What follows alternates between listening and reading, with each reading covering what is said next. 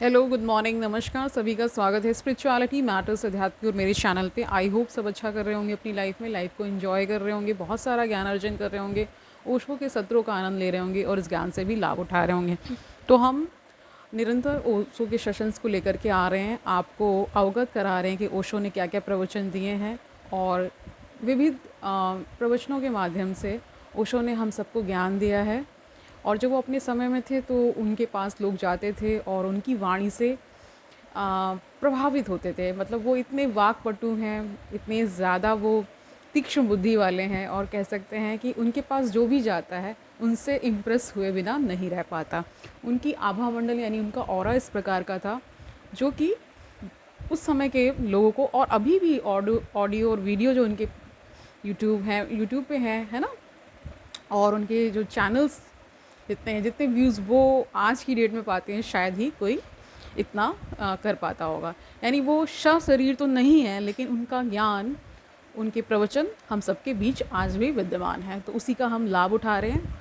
किताब का शीर्षक है शिव सूत्र। उससे हम सेशंस लेकर के आ रहे हैं जो निरंतर हमें ज्ञान की ओर आगे प्रशस्त कर रहे हैं ना, आगे बढ़ते जा रहे हैं। हम ज्ञान की गंगा में हम डुबकी निरंतर लगा ही रहे हैं। तो जो चैप्टर चल रहा था उसका शीर्षक है ध्यान अर्थात चिदात्म सरोवर में स्नान। उसको हम कर रहे हैं। तो शुरू करते हैं आज का सेशन। Let's get started. तो देखिए, बाहर जाते हुए तुम भटके हो, भीतर जाते हुए मंजिल उपलब्ध हो जाएगी। तुम उसे बाहर खोज रहे हो जो तुम्हारे भीतर छिपा है। तो ओशो कह रहे हैं कि कहीं बाहर भटकने की आवश्यकता नहीं है, सब कुछ तुम्हारे अंदर ही छिपा हुआ है। तुम उसी को खोज रहे हो जो तुम हो। यानी कि तुम परमात्मा को खोज रहे हो और तुम ही क्या हो, परमात्मा हो। ठीक है, इसलिए खोज नहीं पा रहे हो। तुम जिसकी तलाश कर रहे हो वह सदा तुमसे तुम्हारे भीतर मौजूद है। यही कठिनाई है, यही जटिलता है। और वहाँ तुम देखते नहीं, और जहाँ तुम देखते हो वहाँ वह है नहीं। ठीक है, इसलिए तुम भटकते जाते हो, भटकते जाते हो। तो इसके लिए एक बहुत फेमस उक्ति है। वो क्या है कि परमात्मा को जब कहीं छिपना था तो उसने और कहीं छिपना पसंद नहीं किया। उसने क्या कहा कि मैं मनुष्य के हृदय में हमेशा रहूँगा और वो वहाँ कभी जाएगा नहीं, इसलिए सबसे सुरक्षित स्थान है। यानी जो लोग जाते हैं, इस ओर आते हैं, यानी अंदर की ओर मुड़ते हैं, उनको निश्चित ही परमात्मा प्राप्त भी होता है। मुल्ला नसरुद्दीन एक दिन अपने घर के बाहर सांस दिया जलाकर कुछ खोज रहा है। दूसरे लोग भी आ गए। उन्होंने कहा, क्या खोजते हो? उसने कहा, मेरी सुई खो गई है। वे भी साथ देने लगे। फिर थोड़ी देर बाद उनमें से एक ने पूछा कि रास्ता बहुत बड़ा है, सुई खोई कहाँ? और सुई छोटी चीज़ है। नसरुद्दीन ने कहा, वह पूछो ही मत, वह घाव छुओ मत। वे सब चौंक गए। उन्होंने कहा, तुम्हारा मतलब? नसरुद्दीन ने कहा, सुई तो घर के भीतर खोई है, लेकिन वहाँ प्रकाश नहीं है, अंधेरा है, भयंकर अंधेरा है, और वहाँ जाने से मैं डरता हूँ। रात तो मैं बाहर ही गुजारता हूँ, दिन में कभी कभी चला भी जाऊँ, रात तो भीतर कभी नहीं जाता। अब रात हो गई तो मैं बाहर खोज रहा हूँ। तो देखिए, ये एक तरह से समझाने का प्रयास किया गया है कि हम वहाँ नहीं खोज रहे जहाँ वो चीज़ मौजूद है, हम कहाँ बाहर बाहर कहीं खोज रहे हैं। लोगों ने कहा, तू पागल है नसरुद्दीन, जो चीज़ भीतर खोई है वह बाहर तू कैसे खोजेगा? नसरुद्दीन खिलखिलाकर हंसने लगा और उसने कहा, ये सभी यही कर रहे हैं जो मैं कर रहा हूँ। जो चीज़ भीतर खोई है उसे लोग बाहर खोज रहे हैं, और उनमें से कोई भी पागल नहीं, बस मैं ही पागल हूँ, ऐसा उसने कहा। क्या खोज रहे हो तुम? खोज तो जरूर रहे हो। क्या खोज रहे हो? अगर तुम्हारी सारी खोज का सार निचोड़ निकाला जाए तो तुम आनंद खोज रहे हो। कोई धन खोज रहा होगा, लेकिन उससे भी आनंद खोज रहा है ना। धन से भी क्या चाहिए? आनंद ही तो चाहिए। कोई प्रेम खोज रहा होगा, लेकिन उससे आनंद खोज रहा है, लेकिन उससे भी क्या हो रहा है कि आनंद ही चाहता है वो। कोई यश कीर्ति खोज रहा होगा, लेकिन उससे आनंद खोज रहा है। तुम्हारी खोज के नाम कितने ही अलग अलग हो, भीतर छिपा हुआ एक ही सूत्र है, वह आनंद है। तुम आनंद खोज रहे हो। शराब घर जाता हुआ आदमी भी और मंदिर जाता हुआ आदमी भी, दोनों की खोज एक है, दोनों आनंद खोज रहे हैं। यानी सबको आनंद ही चाहिए, इसलिए वो बहुत सारे विषयों की ओर आकर्षित होते हैं। पुण्य करता हुआ आदमी और पाप करता हुआ आदमी, दोनों की खोज एक है, दोनों आनंद खोज रहे हैं। बुरा और भला दोनों एक ही चीज़ की खोज में लगे हुए हैं। पर तुमने कभी पूछा कि आनंद को तुमने खोया कहाँ? जहाँ खोया है वहीं खोजो, खोज रहे हो वहाँ जहाँ तुमने खोया नहीं।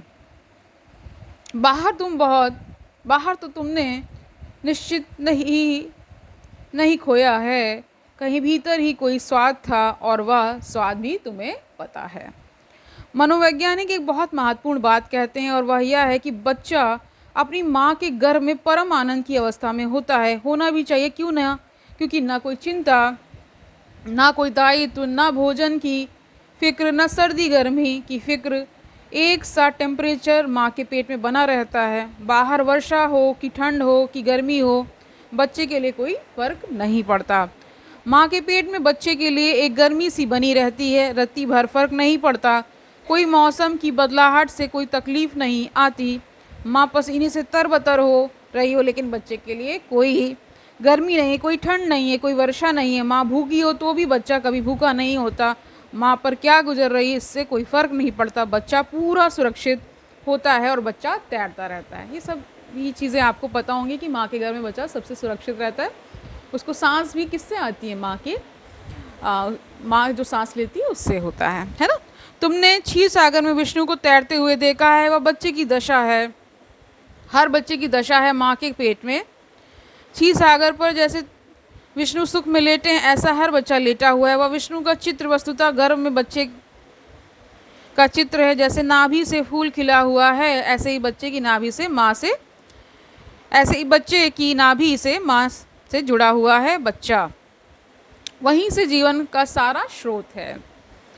और कह रहे हैं, और सागर में जैसा जल है ठीक वैसा ही जल माँ के पेट में होता है। ठीक उसी अनुपात में नमक होता है माँ के पेट में, जिस अनुपात में सागर में होता है। तो देखिए, जब मुझे ये बात पता चली तो मैं बहुत आश्चर्य हो गई थी जब मुझे ये बात पता चली कि जो सागर में जिस भी अमाउंट में चीज़ें मौजूद हैं वही माँ के पेट में भी अवेलेबल हैं।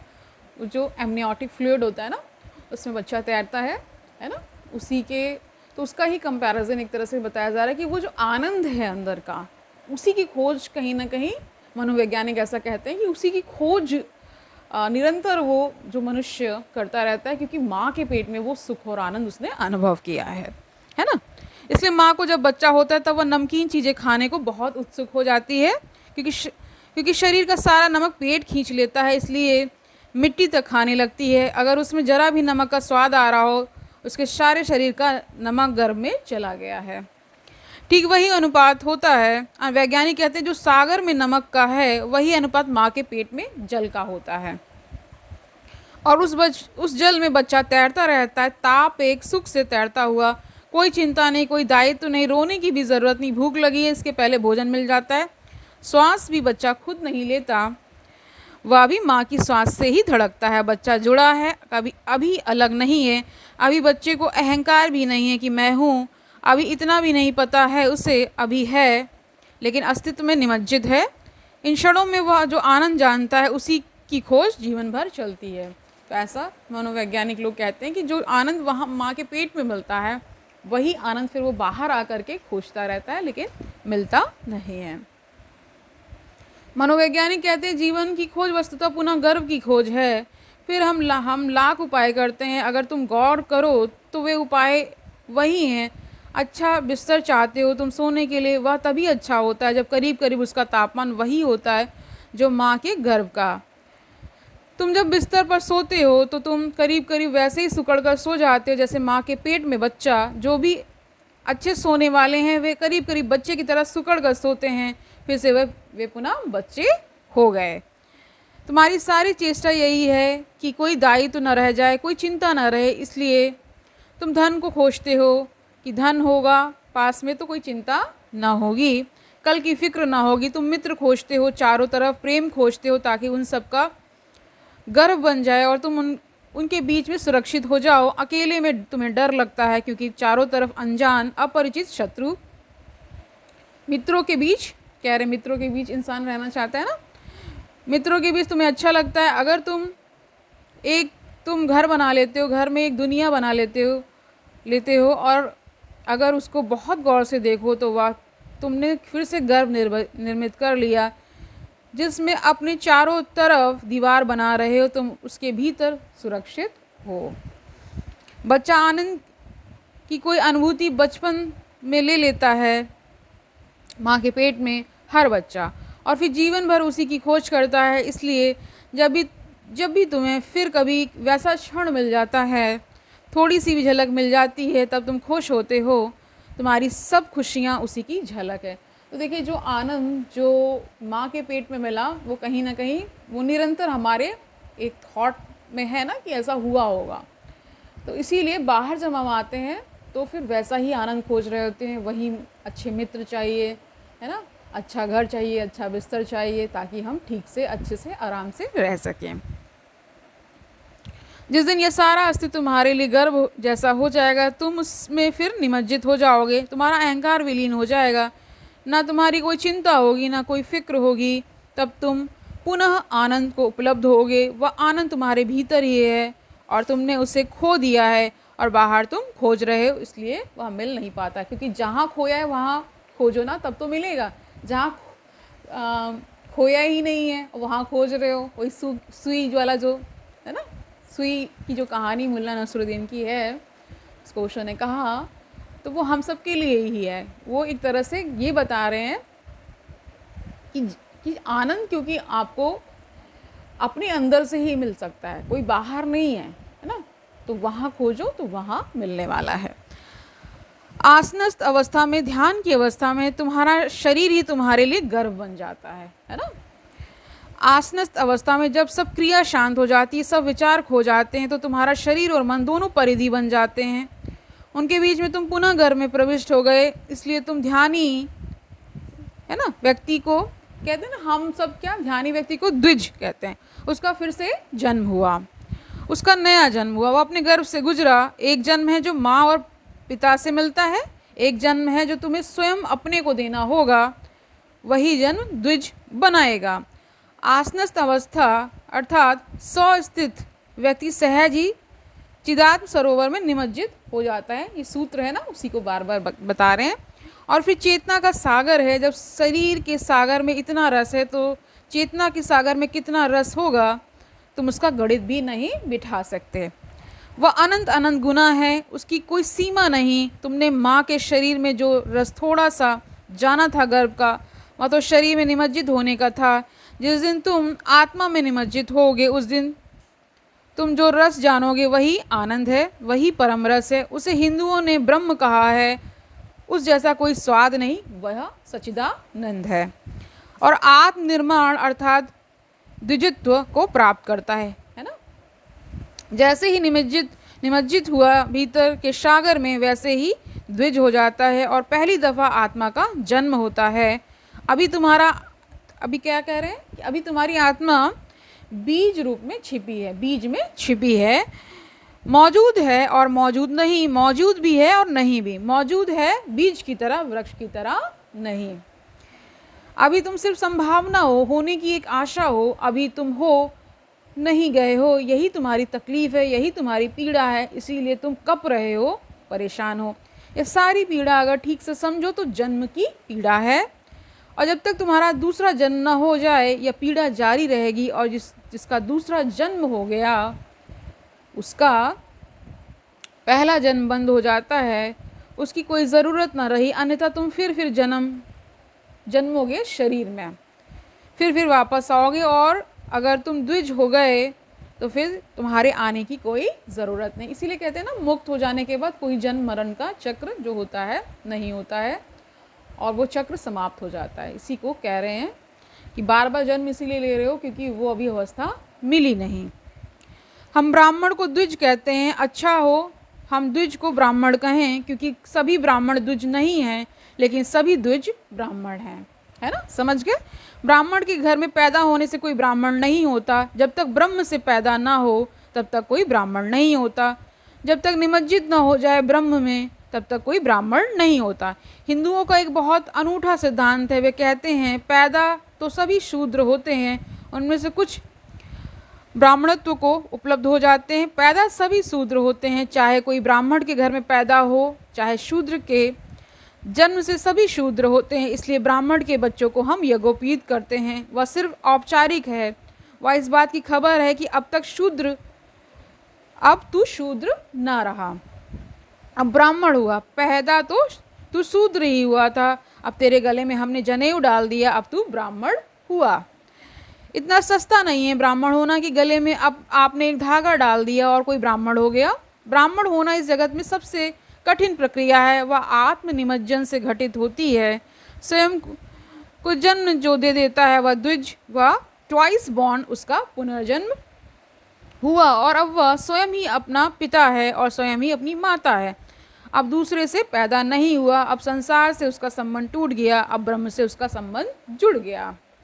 यह सूत्र कहता है ध्यान बीज है, आसनस्थ जो हुआ, ध्यानस्थ जो हुआ वह आत्मा में निमज्जित हो जाता है। इस निमज्जन से आत्मा का जन्म होता है और क्या होता है, फिर द्विजत्व को प्राप्त करता है। सस्ती बातों में मत पड़ना, यज्ञोपवीत को पकड़कर मत बैठे रहना। काश इतना सस्ता और आसान होता ब्राह्मण हो जाना, लेकिन हम हमेशा सस्ती तरकीबें निकाल लेते हैं और मन को समझाने की कोशिश करते हैं। कब तक समझाओगे मन को? समझाने से सत्य नहीं मिलेगा। सब झूठी आशाएं छोड़ो, सब जनेऊ यज्ञोपवीत तोड़ो, उनसे कुछ ना होगा। असली जन्म चाहिए, असली जन्म पैदा होगा जब तुम स्वयं अपने लिए गर्भ बन जाओ। आसनस्थ शरीर और ध्यानस्थ मन गर्भ निर्माण करता है। जीसस से निकोडेमस ने पूछा कि कब मैं तुम्हारे प्रभु के राज में उपलब्ध होऊंगा, तो जीसस ने कहा जब तुम मरो और फिर से जन्मो। तुम जैसे हो ऐसे तो मिट जाओ और तुम जैसे हो सकते हो वैसे फिर से पैदा हो जाओ, तभी तुम मेरे प्रभु के राज में प्रवेश कर सकोगे। बिल्कुल साफ है, बीज की भांति मिट जाओ और वृक्ष की भांति हो जाओ। जैसे तुम अभी हो, सिर्फ एक सपना और एक आशा, एक संभावना कि कभी परमात्मा तुम में फलित हो सकता है, लेकिन हुआ नहीं। इस संभावना को दबा दो, बीज की तरह जमीन में गड़ा दो। डर क्या है? डर यही है कि बीज को डर लगता है कि मैं मिट जाऊंगा, और बीज की तकलीफ समझ में आती है। उसे कोई भी पता नहीं कि वृक्ष होगा कि नहीं होगा, और बीज कभी वृक्ष को देख भी नहीं पाएगा, क्योंकि जब वह मिट जाएगा तभी वृक्ष होगा। देखिए कितनी सुंदर बात है ना? बीज का कभी मिलन भी नहीं होगा वृक्ष से, कभी हुआ भी नहीं, तो बीज कैसे पक्का भरोसा करे कि मैं मिटूंगा तो विराट का जन्म होगा। बीज को तो यही दिखाई पड़ता है कि जो भी मैं हूँ यह भी खो जाएगा, और क्या पक्का कि विराट होगा कि नहीं। यही तुम्हारी पीड़ा है। बुद्धो, महावीरों, शिवों के पास पहुंचकर तुम्हारी भी पीड़ा यही है। तुम भी यही पूछते हो कि जो भी पास में है यह भी कहीं खो न जाए, और जो आप कहते हैं वह अगर ना हो तो फिर डर स्वाभाविक है। इसलिए सद्गुरु के पास पहुंचकर डर लगता है, और जिस गुरु के पास पहुंचकर डर ना लगे वह दो कौड़ी का है। वहाँ से तो भाग ही खड़े हो ना, क्योंकि सद्गुरु के पास ही डर लगेगा। वही तुम्हें भयभीत करेगा, क्योंकि वह मृत्यु जैसा मालूम पड़ेगा। वह तुम्हें मिटाएगा, और जैसे ही तुम मिटने लगे कि मन कहेगा भागो यहाँ से, जहाँ से मन कहे भागो वहाँ से भागना मत, और जहाँ मन कहे कि रुको कैसा प्यारा सत्संग चल रहा है वहाँ से भाग खड़े हो जाना। जहाँ मन भयभीत हो वहाँ समझना कि कुछ घटने वाला है, क्योंकि बीज वही डरता है जहाँ मिटने की नौबत आती है, उसके पहले वह नहीं डरता। इसलिए पुरोहित से तुम्हें कोई भय नहीं है, मंदिर से तुम्हें कोई डर नहीं है, काशी में तुम्हें कोई भय नहीं है, मज़े से निर्भय घूम सकते हो। बोध गया में तुम्हें मिटाने वाला अब कोई नहीं है, न गिरनार में, न शिखर जी में, न काबा में, न जेरूसलम में। वहाँ तुम मज़े से जा सकते हो। तुम्हारे सारे सब तीर्थ मर गए हैं, मर ही जाते हैं। ओशो इसलिए ऐसा कह रहे हैं क्योंकि लोग तीर्थ में जा कर के भी तीर्थ का क्योंकि महत्व नहीं पता है, उसकी प्रक्रिया नहीं पता है कि क्या है उसका महत्व और क्यों वो इतना विशेष है। और अगर सशरीर गुरु नहीं है तो फिर वो तुम्हें तोड़ेगा कैसे, है ना।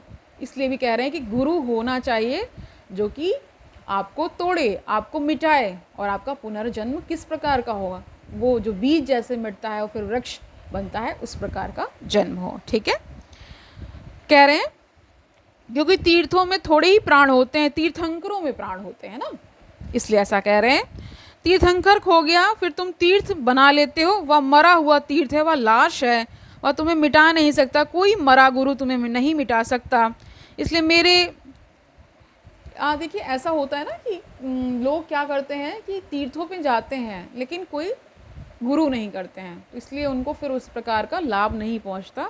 फिर वो वैसा ही कह रहे हैं कि मरा हुआ तीर्थ है, जैसे मुर्दा घर आप जाएं, उस प्रकार को वो कह रहे हैं। ओशो कह रहे हैं इसलिए मरे गुरुओं की मन खूब पूजा करता है। महावीर की पूजा करने में तुम्हें बहुत रस आता है, क्योंकि तुम भली बात जानते हो कि पत्थर की मूर्ति क्या बिगाड़ लेगी। अपन ने ही खरीदी है, अपने बस में है, जिस दिन चाहे उखाड़ कर फेंक दें।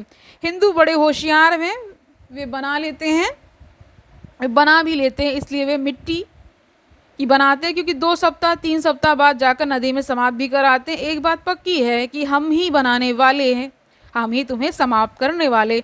तुम हमारा क्या बिगाड़ लोगे? पूजा भी करते हैं तो हमारी मौज, खेल तुम हमारे हो, और गुड्डे गुड्डी से ज़्यादा तुम्हारा मूल्य नहीं है भी नहीं। महावीर राम कृष्ण जब नहीं रह जाते तब उनकी पूजा चलती है, जब कोई व्यक्ति जिंदा होता है तब तुम उससे डरते हो। तीर्थंकर से भयभीत यानी भयभीत होते हो। तीर्थ जाने की बड़ी आशा बनी रहती, बड़ा आनंद आता है। देखो तुम, कुंभ के मेले में करोड़ों लोग इकट्ठे हो जाते हैं। कभी महावीर और बुद्ध और कृष्ण के 5 करोड़ लोग इकट्ठा हुए? ऐसा प्रश्न ओशो कर रहे हैं। कभी नहीं। कुंभ तुम्हारे घर नहीं आता, तुम कुंभ पहुंच जाते हो। बुद्ध और महावीर तुम्हारे घरों पर भी दस्तक देते हैं, तब भी दरवाजे बंद पाते हैं। उनसे डर लगता है, क्योंकि यह आदमी खतरनाक है। यह कहता है बीज की तरह मिटो ताकि वृक्ष की तरह हो जाओ। इसलिए आस्था और श्रद्धा का मूल्य है। अगर तुम तर्क से चलो तो तर्क यही कहेगा कि पहले तुम जो हो सकते हो उसका पक्का आश्वासन और गारंटी कर लो। ठीक भी लगता है तर्क, पहले उसकी पक्की गारंटी हो जाए जो तुम हो सकते हो, तभी तुम उसको छोड़ना जो तुम हो। कहीं ऐसा ना हो कि हाथ की असली चीज़ नकली आशा में छूट जाए, कहीं ऐसा ना हो, है ना। ऐसा कह रहे हैं ओशो। तर्क सदा रहता है कि हाथ की आधी रोटी भी आशा की पूरी रोटी से बेहतर है। कम से कम आधी है माना, लेकिन है तो। और तुम इस आधी रोटी, है ना, को तभी छोड़ना जब तुम्हें पूरी मिल जाए। अगर तुम तर्क की मानकर चले, तर्क बिल्कुल ठीक है ना, ऐसा कह रहे। ओके। मुल्ला नसरुद्दीन तैरना सीखना चाहता था। उसने गांव के एक गुरु को पकड़ा, उसने कहा मुझे तैरना सिखा दो। उसने कहा जाओ, अभी मैं नदी ही जा रहा हूँ। उन्होंने चलने के लिए एक तरह से कहा आओ चलो चलते हैं ना। लेकिन संयोग की बात, पैर फिसल गए मुल्ला का सीढ़ियों पर, तो 2-4 गोते खा गया। बाहर निकल कर भागा। गुरु पीछे भागा कि कहाँ जा रहे हो? सीखने आए थे। नसरुद्दीन ने कहा पहले सिखा दो, फिर पानी में पैर रखूँगा। जब तक तैरना ना सीख लूँ तब तक पानी में पैर रखना वाला नहीं हूँ। गुरु ने कहा तब बड़ी मुश्किल है, क्योंकि बिना पैर रखे तुम सीखोगे कैसे? नसरुद्दीन ने कहा अब नहीं, वह भूल एक दफ़ा हो गई, अब इस जीवन में दोबारा नहीं। तुम भी जब तर्क करते हो तब तर्क यही कह रहा है, और तर्क बिल्कुल ठीक कह रहा है। नसरुद्दीन भी ठीक कह रहा है कि अब पानी में तभी उतरूँगा जब तैरना सीख लूँ, लेकिन यह खतरनाक है। गोते खा गए, बच गए। संयोग की बात, ना बचते तो अब तैरना ठीक से सीख लें तब। मैंने देखा एक दिन नसरुद्दीन रास्ते के किनारे खड़ा है, उसकी पत्नी कार में बैठी है और पत्नी को कार चलाना सिखा रहा था। थोड़ी देर में मैं देखता रहा, किनारे किनारे दौड़ता और कहता बाएं क्लच को दबाना जब गियर बदलना हो। मैंने कहा नसरुद्दीन बहुत लोगों को गाड़ी चलाते हो सिखाते देखा, लेकिन बाहर से किसी को भी चिल्लाते नहीं देखा। उसने कहा गाड़ी का तो इंश्योरेंस है, मेरा नहीं है। मैं भीतर जाने वाला नहीं हूँ। तर्क हमेशा इंश्योरेंस मांगता है और मांगता है गारंटी। बीज भी गारंटी मांगता है कि क्या गारंटी है कि वृक्ष होगा। बीज को कैसे भरोसा दिलाया जाए? इसलिए श्रद्धा का मूल्य है, भरोसा दिलाने का कोई उपाय नहीं। श्रद्धा अंधेरे में छलांग है, इसलिए श्रद्धालु पहुंच जाते हैं और तर्कनिष्ठ कभी नहीं पहुंच पाते। बुद्धि भटका देती है, हृदय पहुंचा देता है। जब तुम प्रेम करते हो तब तुम बुद्धि की नहीं सुनते, और जब तुम प्रार्थना करोगे तब भी बुद्धि की नहीं सुनोगे, तो ही कर पाओगे।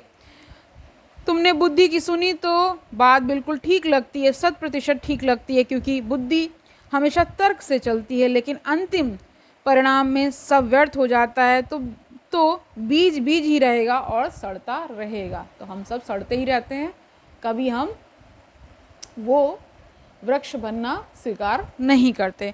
तुम एक बात पर ध्यान रखना कि जो तुम्हारे पास है वस्तुतः है कुछ, ऐसा पूछ रहे हैं ओशो, बीज है पास क्या। तुम यह मत पूछो कि वृक्ष होगा या नहीं, तुम यह पूछो बीज के पास है क्या जिसे तुम खोने में डर रहे हो। तुम्हारे पास क्या है जिसे तुम खोने से डरते हो, या पूछो। श्रद्धा हमेशा यही पूछती है। श्रद्धा यह पूछती है कि मेरे पास क्या है जिसको खोने में डर हो। है कुछ तुम्हारे पास जो खो जाएगा तो कुछ खोया हुआ लगेगा, ऐसा पूछ रहे हैं। कुछ भी नहीं है, चिंता होगी, दुख होगा, संताप होगा, उदासी होगी, मगर इनके खोने में क्या डर है। कोई आनंद है तुम्हारे पास, ऐसा प्रश्न कर रहे हैं। कोई ऐसा नृत्य तुमने जाना है जिसे तुम खोने में वंचित हो जाओगे, दरिद्र हो जाओगे, तुम्हारे पास कुछ भी नहीं है, ऐसा कह रहे हैं। तुम उस नंगे आदमी की तरह हो जो स्नान नहीं करता था क्योंकि वह कहता था कपड़े धो लूँगा तो सुखाऊंगा कहाँ। कपड़े थे नहीं, धोने का कोई सवाल न था, लेकिन सुखाने की चिंता मन को घेरती है। तुम्हारे पास खोने को कुछ भी नहीं है और पाने को सब कुछ है, यह श्रद्धा है। श्रद्धा हमेशा देखती है मेरे पास क्या है, और तर्क हमेशा देखता है क्या होगा भविष्य में। तर्क भविष्योन्मुख है, श्रद्धा वर्तमान में देखती है कि क्या है मेरे पास। मेरे पास लोग आते हैं, उनसे मैं कहता हूँ लो छलांग संन्यास में। वे कहते हैं 1 साल और, जैसा है कि मैं उनसे कुछ छीन रहा हूँ, जैसा कि वे 1 साल हिम्मत जुटाएंगे। वे कहते हैं थोड़ी देर रुकें, अभी कठिन है, जैसे कि मैं उनसे कुछ त्याग करने को कह रहा हूँ। उनके पास कुछ भी नहीं है, रत्ती भर भी नहीं है, संपदा के नाम पर कोई संपदा नहीं है, सिवाय दीनता और दरिद्रता के कुछ भी नहीं है। मैं उन्हें सन्यास की महिमा देना चाहता हूँ, उनसे कुछ छीन नहीं रहा हूँ, उन्हें कुछ दे रहा हूँ, क्योंकि सन्यास को मैं त्याग नहीं कहता, परम भोग का द्वार कहता हूँ। सन्यासी होकर तुम पहली दफ़ा सम्राट बनोगे। तो आज के लिए इतना ही रखते हैं।